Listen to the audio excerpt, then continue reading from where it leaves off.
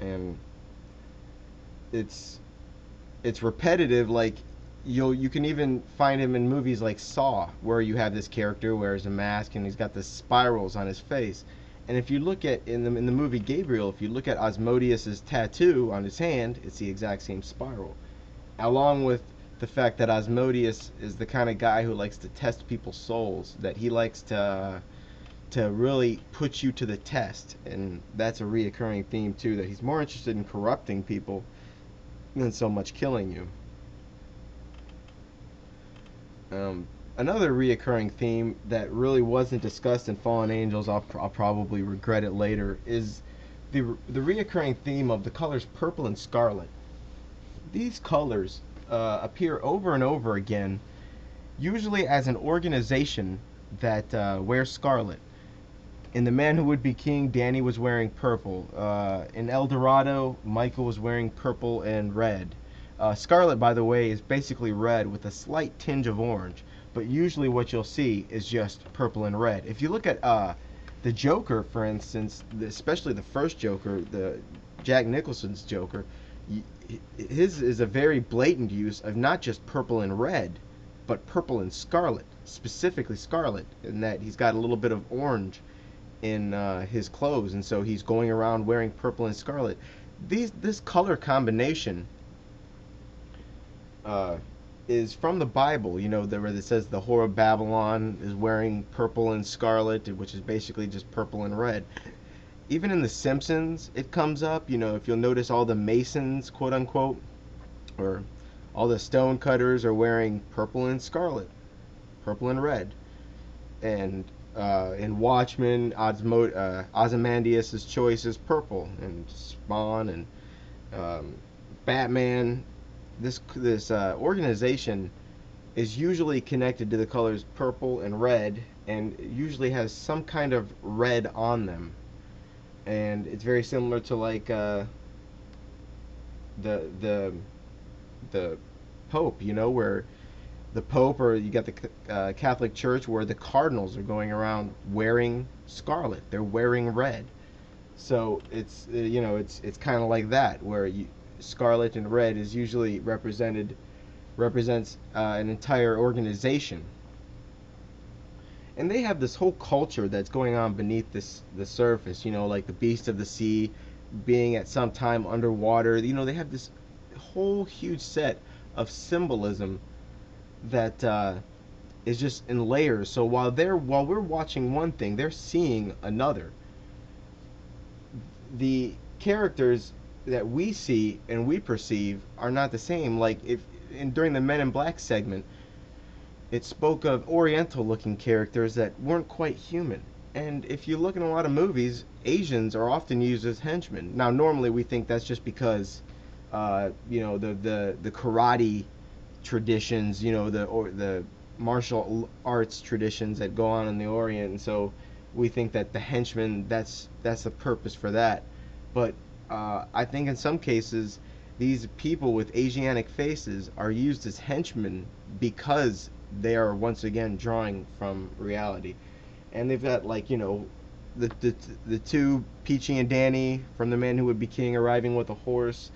You know, so while we just see a horse, the insiders look at the horse and then look at the color of the horse and then knows who that is, just based on the color. They've got this whole separate culture that is aside from our own, and they use events like darkness, like because these events happen in the Bible. You know, where you have periods of darkness, earthquakes, things falling from the sky.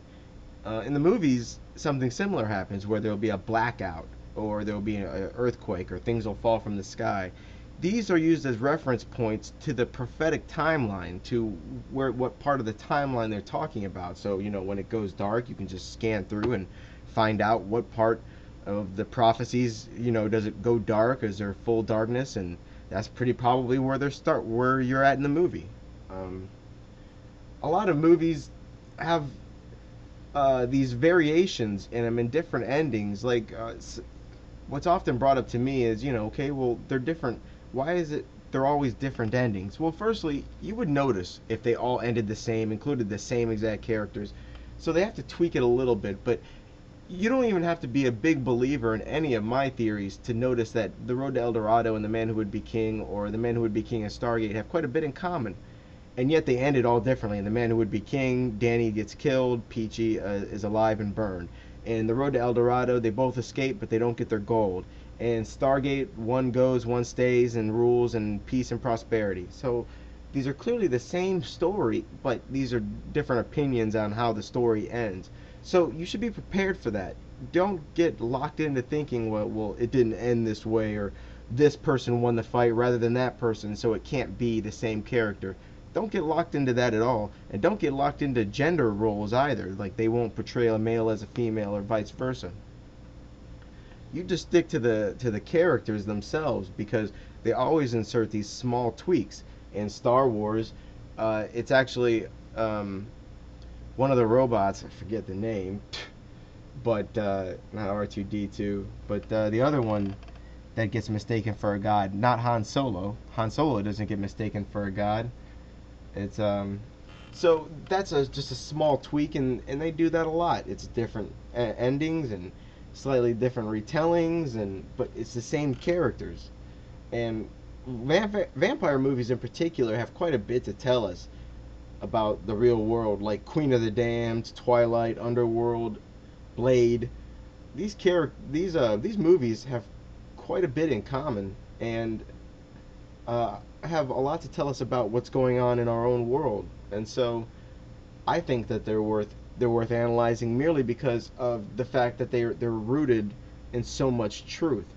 Queen of the Damned, for instance, is a standard beast of the sea, beast of the earth story where you have the beast of the sea who's the antichrist, and he has all these promises whispered into his ear by Aaliyah, who plays as beast of the earth, and he becomes a god, and whatever, worshipped as such.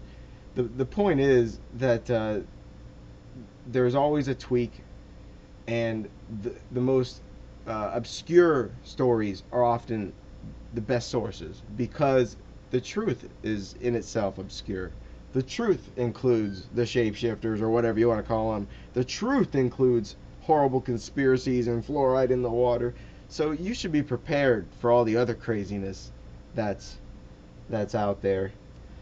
And that's pretty much all I wanted to say about that. A lot of loose ends. I'll probably include them into another documentary.